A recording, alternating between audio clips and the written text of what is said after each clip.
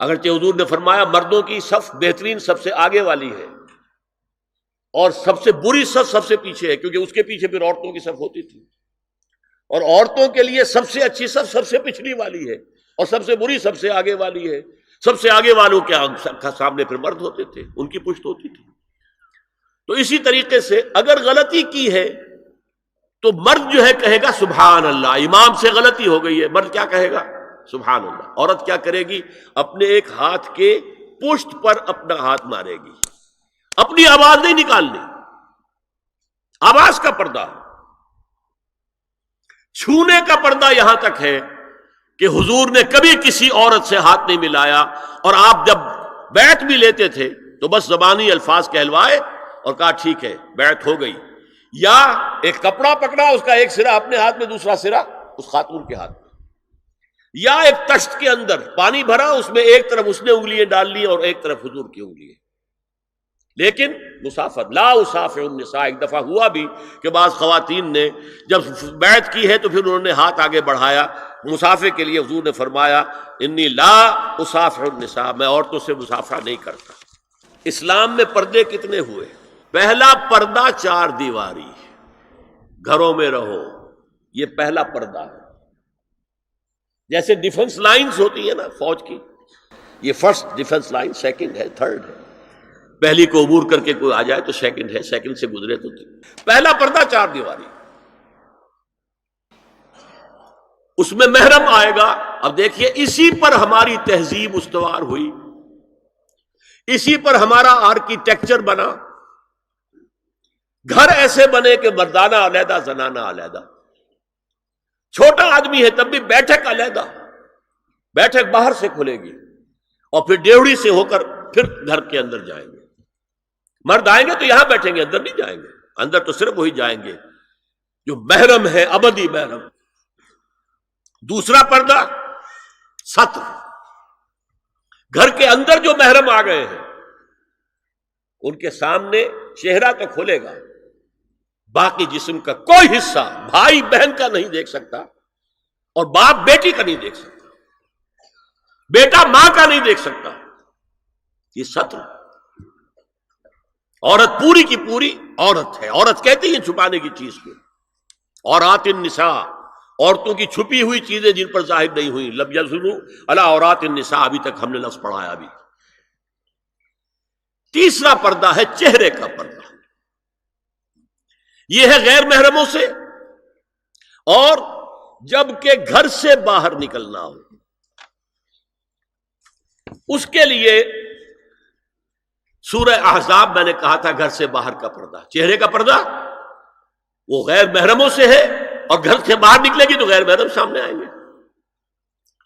یا ایھا النبی قل لازواجک وبناتک ونساء المؤمنین یدنین علیہن من جلابیبہن ذالک ادنی ان یعرفن فلا یؤذین وکان اللہ غفورا رحیما۔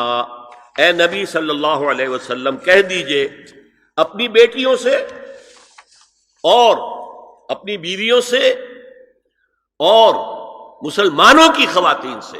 اب دیکھیے یہ سورہ احزاب ہی میں ہو رہا ہے، شروع میں یا نساء نبی سے بات چلی، استیزان بھی صرف نبی کے گھر میں داخل نہ ہو اذن کے بغیر، آگے چل کر سورہ احزاب ہی میں عام بھی کر دیا، قل لازواجک وبناتک ونساء المؤمنین، کہہ دیجئے اپنی بیویوں سے، اپنی بیٹیوں سے اور اہل ایمان کی خواتین سے، یدنین علیہن من جلابیبہن، کہ وہ اپنے چہروں کے اوپر اپنی جلباب کو لٹکا لیا کرے،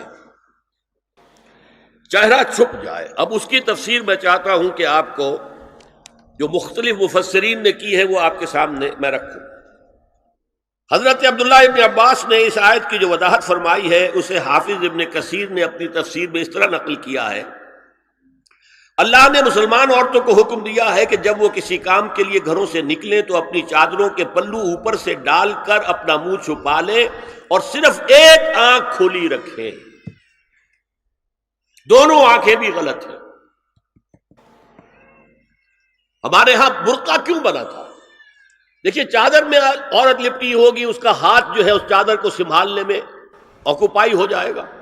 برقع ضرورت کی ایجاد ہے جو ہوا ہے، اور اس کے آگے آپ کو معلوم ہے پچھلے برقعوں میں جالیاں لگی ہوتی تھی کہ نگاہوں سے بھی براہ راست سامنا نہ ہو.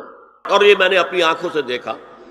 انقلاب ایران کے بعد جو حاجی آئے ایران سے، ان کو جو میں نے دیکھا ہے، اس طرح چادر میں ملبوس عورتیں ہوتی تھی، لمبی سی چادر، ایک ہاتھ سے اس کو اس طرح پکڑا ہوا ہے اور صرف ایک آنکھ کھلی ہے، دوسری نہیں.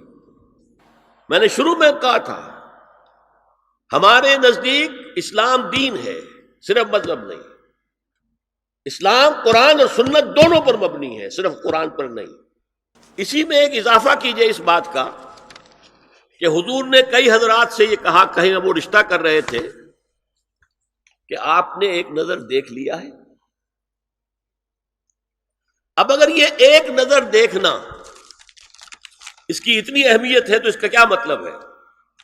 اگر تو صورتحال یہ ہوتی کہ ہر وقت چہرہ کھلا ہے، آ رہے جا رہے، تو ایک نظر دیکھنے کی کیا ضرورت ہے؟ وہ تو دیکھا دکھایا ہے. زمانہ آیا ہے بے حجابی کا، عام دیدار یار ہوگا.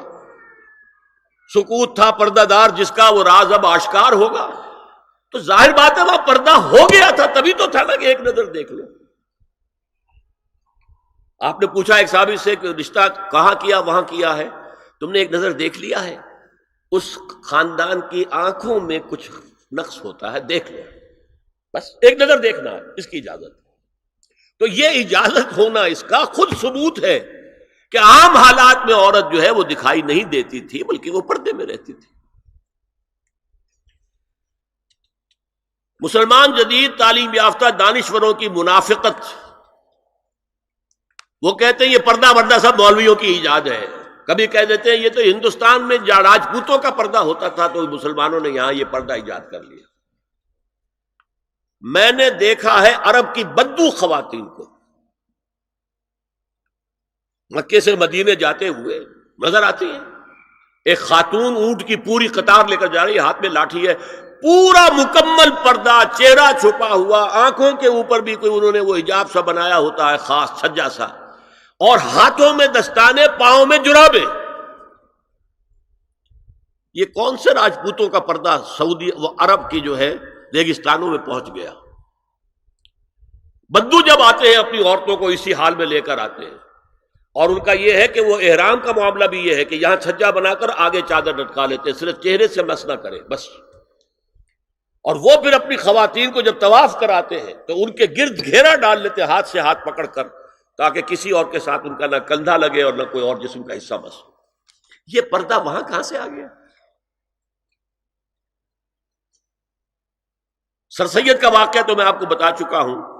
اب ذرا علامہ اقبال، میں منافقت اس لیے کہہ رہا ہوں کہ ایک طرف ہمارا جدید دانشور طبقہ، مولوی ملاٹے دیوبندی ہوں، فلاں ہوں، یہ ہوں وہ ہوں، یہ دقیانوسی ہے، اصل میں تو سر سید احمد خان اور پھر علامہ اقبال.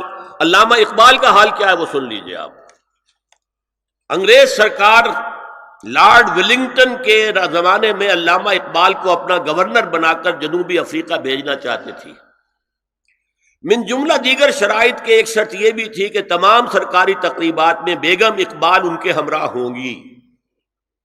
علامہ اقبال نے یہ کہہ کر اس پیشکش کو ٹھکرا دیا، بے شک میں گناہ گار مسلمان ہوں اور اعمال کے اعتبار سے مجھ سے بہت سی کوتاہیاں سرزد ہوتی ہیں، تاہم میں اتنا بے غیرت نہیں ہوں کہ محض ایک سرکاری عہدے کی خاطر اپنی بیوی کو بے پردہ کر دوں.